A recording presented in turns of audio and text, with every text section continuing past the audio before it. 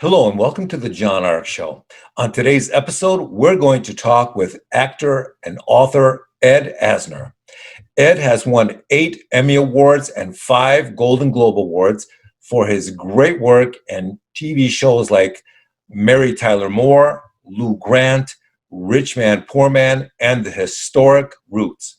He also has an interesting book out called Son of a Junkman, which we'll discuss. Before we begin, I want to encourage you to subscribe, like, comment, and follow us. Also, I'd like to tell you about a service called HollywoodIsCalling.com. It's a great service that allows you to purchase live phone calls from your favorite celebrities, so check them out. We have more than 100 celebrities to choose from. You can purchase a live 15-second call for $19.95 or a live 30-second call for $29.95. It's something you can buy for yourself or as a gift for someone you love. Now, let's say hello to Ed Asner. Hello, Mr. Asner. Welcome to the John Ark Show. How are you today? Fine, sir. How are you? I'm fine, thank you. So one of the reasons that we wanted to interview you is because you have a reputation as an actor that has always been completely authentic and believable. Was that something that you always had as a gift, or is that something that you learned along the way? I conducted myself in readying myself to portray the roles as honestly as I could. I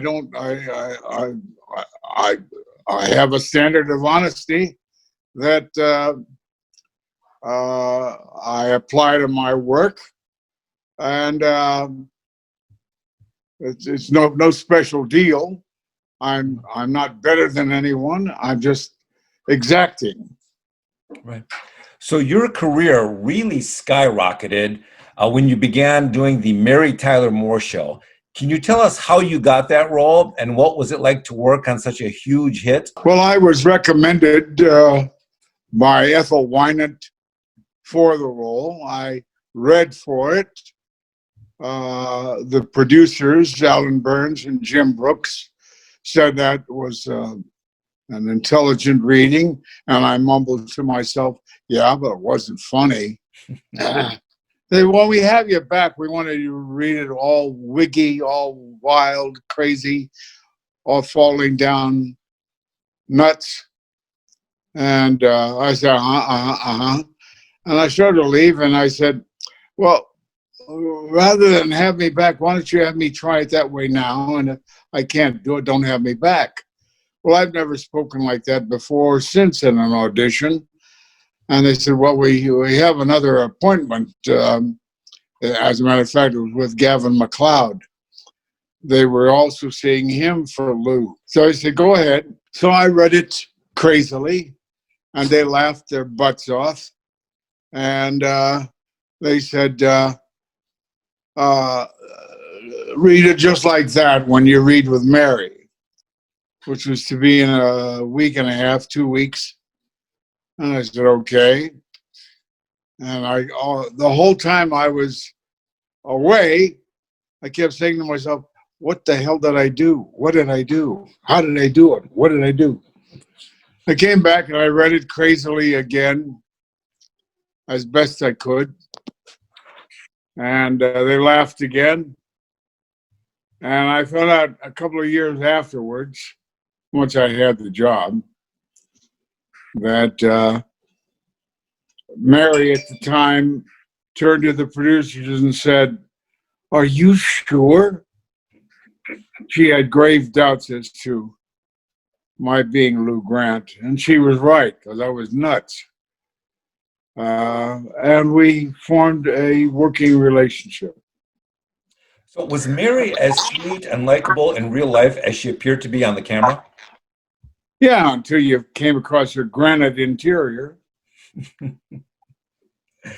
So, I used to work as a producer for Oprah, and she always used to say how inspired she was by the Mary Tyler Moore Show and by you, and that was one of the reasons she wanted to work in television. Did you guys realize how you were inspiring, an entire generation of people? Well, we knew it was her because she went ahead and sponsored a Mary Tyler Moore Show, where she even duplicated, I think it was Mary's bedroom. furniture and everything, styling, and it costs a pretty penny, you can be sure. Hmm. So you've seen many changes in the entertainment industry over the years. What are some of the biggest changes you've experienced over time? The fact that I've been out of work all year. Well, we're living in strange times right now, so I wouldn't take it personally. Okay, all right. So, From your mouth to God's ear. okay. So you did another great show called Lou Grant, and that show also inspired a lot of people to pursue careers in journalism. Do you think that show made journalism more popular than ever?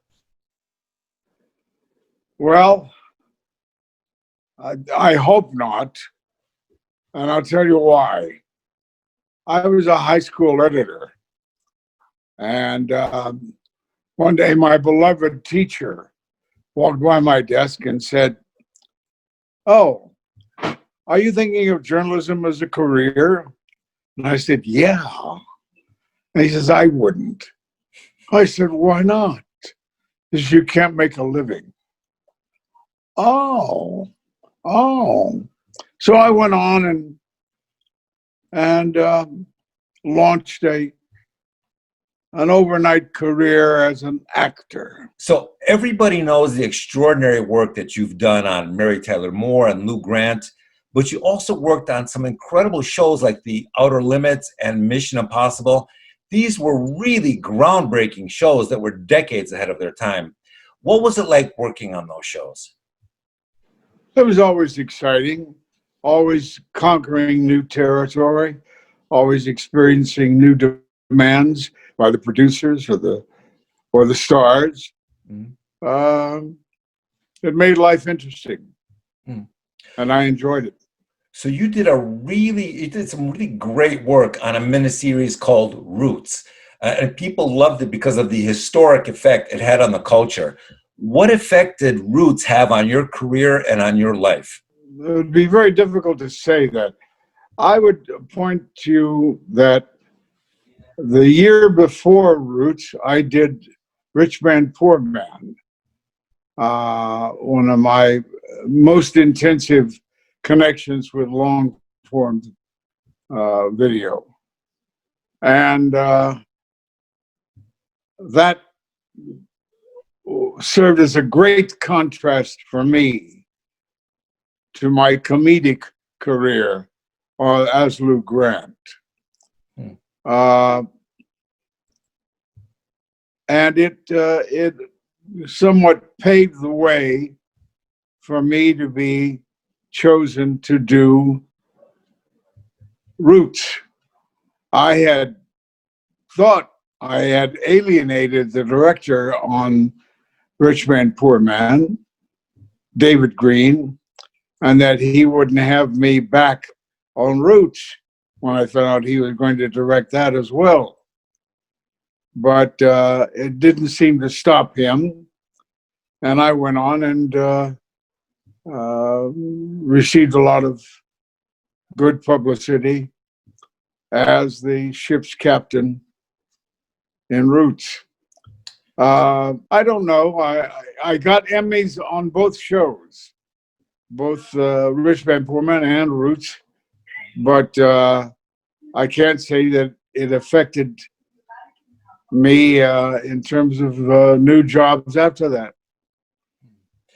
So you were in a number of classic movies like They Call Me Mr. Tibbs, Fort Apache the Bronx, JFK, and the extraordinary Academy Award-winning movie, animated movie called Up.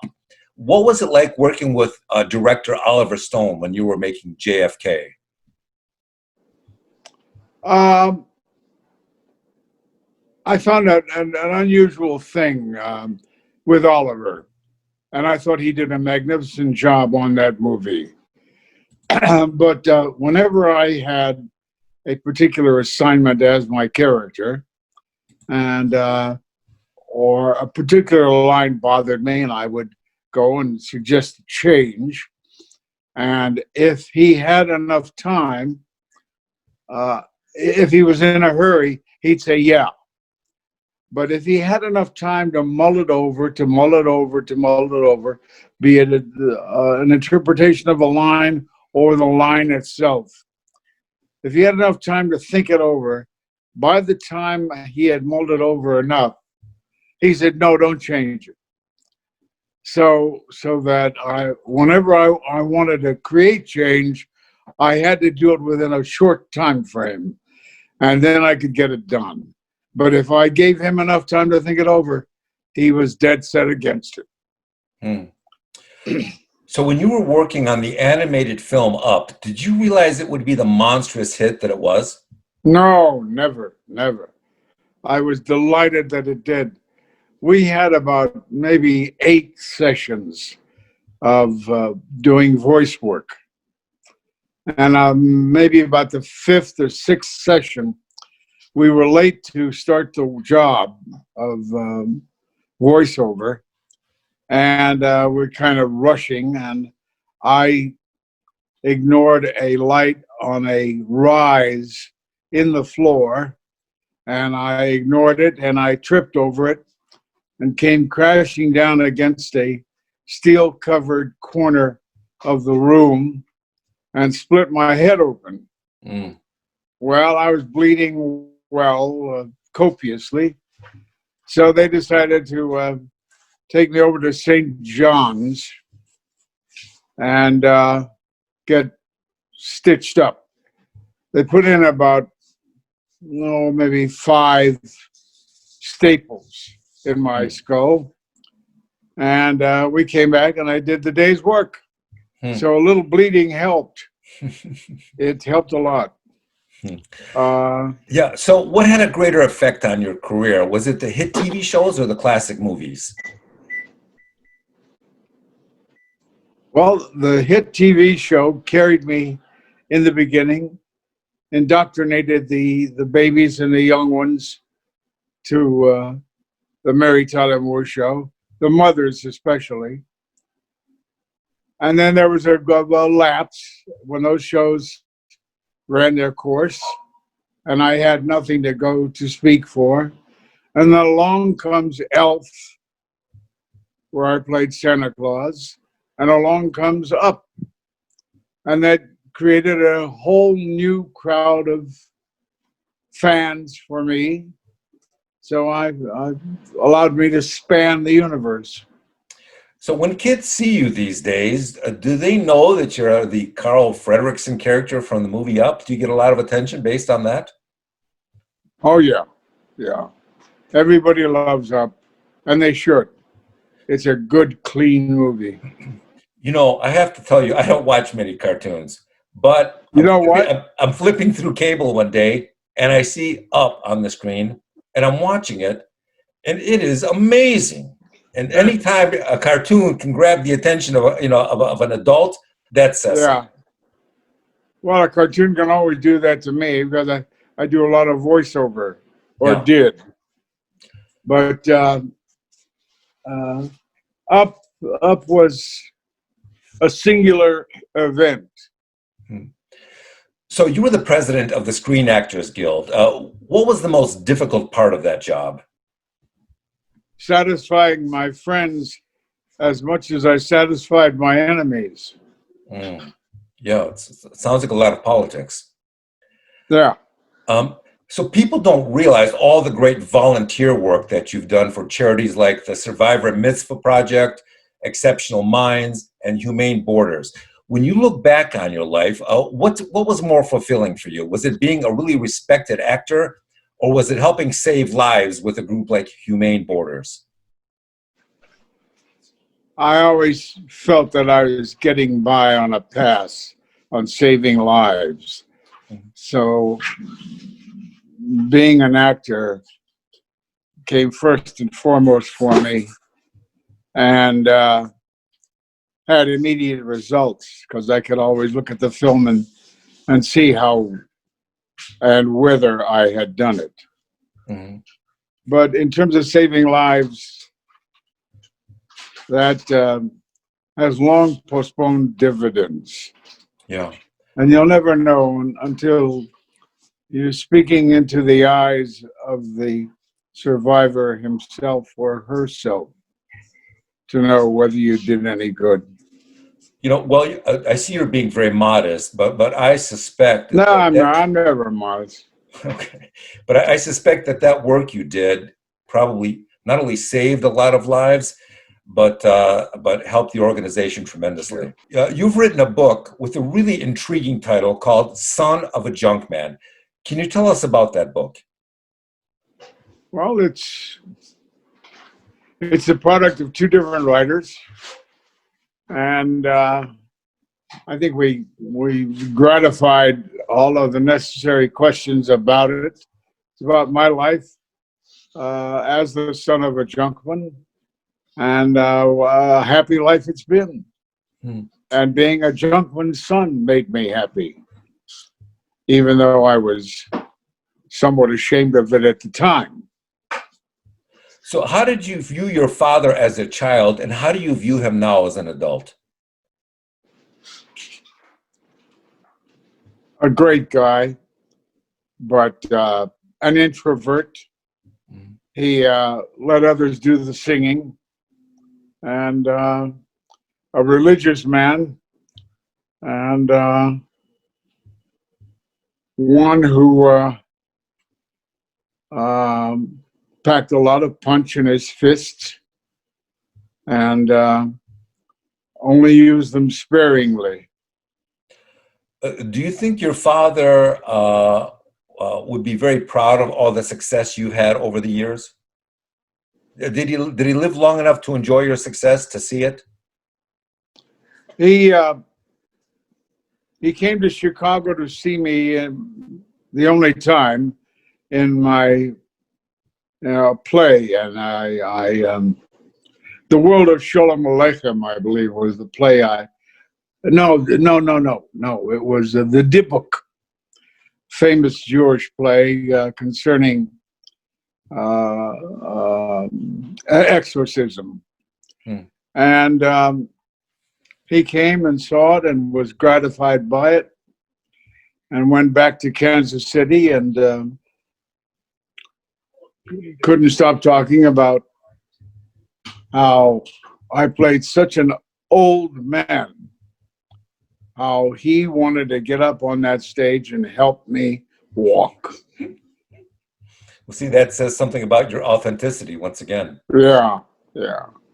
So how do you spend your free time these days? What do you enjoy doing? I don't have any free time.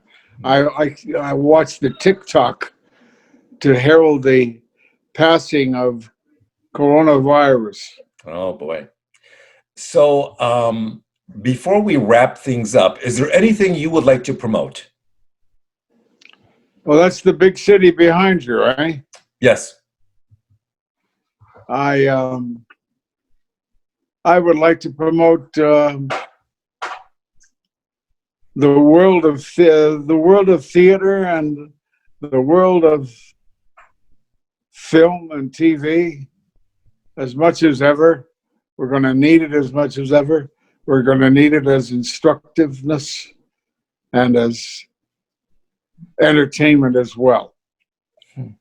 I hope we can create a workable system of the arts and pick up where we left off. If not, we're doomed while we're looking. Yeah. Well, it has been a real pleasure and an honor having you on the John Ark Show. You have lived an extraordinary life, and you've been very generous with your time. I suspect your father is looking down at you with great pride. I want to thank you for coming on the show, and you are always welcome back, sir. Well, that's very kind of you. Thank you. I certainly hope my father's watching. He's old enough to appreciate it. Yeah. Well, thank you very much, sir. Thank you for coming on. Thank you, John. Bye-bye.